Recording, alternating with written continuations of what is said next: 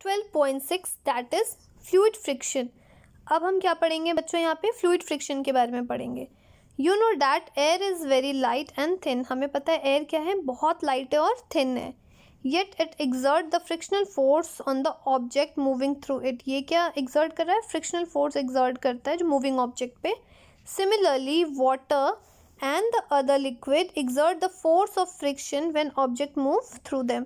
Similarly क्या होता है, वाटर भी क्या करता है, exert friction जब उसके ऊपर कोई substances या फिर वहाँ पे कोई substances मूव कर रहे हैं। In science the common name of the gases and the liquid is fluid। तो fluid क्या हो गया कि अगर common name है किसके लिए, gases के लिए या फिर liquid के लिए। So we can say that a fluid exert the force of friction on object in a motion through them. तो हम क्या कह सकते हैं, डेट अ फ्लूइड क्या एग्जर्ट कर रहा है, force of friction on the object in motion. अगर वो मूव हो रहे हैं तो डेफिनेटली फ्रिक्शन तो हमेशा लगेगा ही लगेगा, चाहे कुछ भी हो, चाहे वो एयर हो चाहे वो वाटर हो। The frictional force exert by fluid is called as drag. तो अलग से जो फ्लूइड हो गया, फ्लूइड क्या हो गया आपका, गैस हो गया और लिक्विड, और अगर इसमें फ्रिक्शनल फोर्स अप्लाई हो रहा है तो इसको हम क्या कहेंगे बच्चों, ड्रैग। तो ये क्वेश्चन बहुत बार आता है, डिफाइन ड्रैग। तो आप क्या कहोगे, the frictional force exerted by the fluid is called drag. The frictional force on the object in a fluid depend on its speed with respect to a fluid. तो जो frictional force है किसी भी object पे, वो depend किस पे करता है, स्पीड। किसके ऊपर टोटली डिपेंड करता है, speed with the respect of fluid. अभी एग्जाम्पल आएगा तो आपको समझ में आ जाएगा इस चीज़ के बारे में।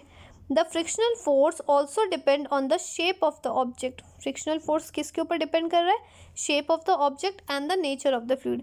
तो यहाँ पे समझ में आ रहा है, पहला आपको स्पीड ऑफ द फ्लूइड पे भी डिपेंड कर रहा है, दूसरा बोल रहा है शेप ऑफ एन ऑब्जेक्ट पे डिपेंड कर रहा है and the nature of fluid पे डिपेंड कर रहा है। तो तीन चीज़ें हैं, फ्रिक्शनल फोर्स कैसे कैसे इफेक्ट कर रहा है और किसके किसके ऊपर डिपेंडेंट है। It is obvious that when the object move through the fluid they have to overcome the frictional acting on them. तो फ्रिक्शन तो डेफिनेटली एक्ट होगा, चाहे कोई भी ऑब्जेक्ट मूव कर रहा है थ्रू द फ्लूइड तो क्या होगा, उसके ऊपर फ्रिक्शनल फोर्स एक्ट होगा या फ्रिक्शन क्या होगा, एक्ट करेगा उसके ऊपर। In the process they lose energy. इस प्रोसेस में क्या होता है, एनर्जी लूज होता है। Efforts are therefore made to minimise the friction. इसलिए क्या होता है कि कुछ एफर्ट्स दिए गए सो डैट हम फ्रिक्शन को मिनिमाइज कर सके। So the object are given the special shapes. तो इसलिए ऑब्जेक्ट को क्या दिया गया, स्पेशल शेप, क्योंकि यहाँ पे फ्रिक्शनल जो फोर्स है वो शेप पे भी डिपेंड हो रहा है, इसलिए ऑब्जेक्ट्स को प्रॉपर शेप भी दिया गया है। Where do you think that a scientist get hint for this special shape. अब ये स्पेशल शेप के बारे में साइंटिस्ट को कैसे पता लगा, कुछ तो हुआ होगा सो डैट साइंटिस्ट को पता लगा कि हमें स्पेशल शेप भी देना बहुत ज़्यादा ज़रूरी है।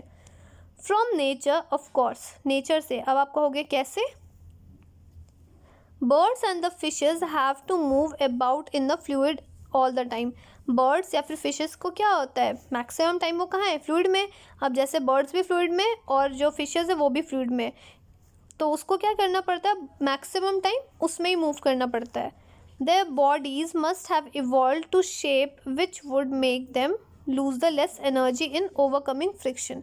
तो क्या होता है, इनके शेप के कारण वो बहुत लेस एनर्जी क्या करते हैं, रिलीज करते हैं या इवॉल्व करते हैं उनके शेप के कारण, और वो फ्रिक्शन को ओवरकम कर लेते हैं। तो बच्चों समझ में आ रहा है शेप कितना ज़्यादा मेंटेन कर रहा है और कितना ज़्यादा इम्पॉर्टेंट है इस चीज़ को कैरी ऑन करने के लिए। You read about the shape in class 6th। Look carefully at the shape of the aeroplane in 12.17 में आप देखिए शेप ऑफ एरोप्लेन के बारे में। Do you find any similarity in the shape and that of bird. क्या आपको कोई similarity दिख रही है एरोप्लेन और शेप ऑफ बर्ड में। In fact all the vehicle are design to have the shape which reduces the fluid friction.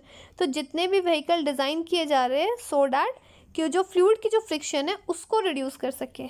तो figure देखिए 12.17, सिमिलरली या similarity in the shape of an aeroplane and a bird. ये देख रहे हैं दोनों की जो शेप है वो क्या है, सेम है। नेक्स्ट आपका कीवर्ड्स आ जाते हैं इस चैप्टर में।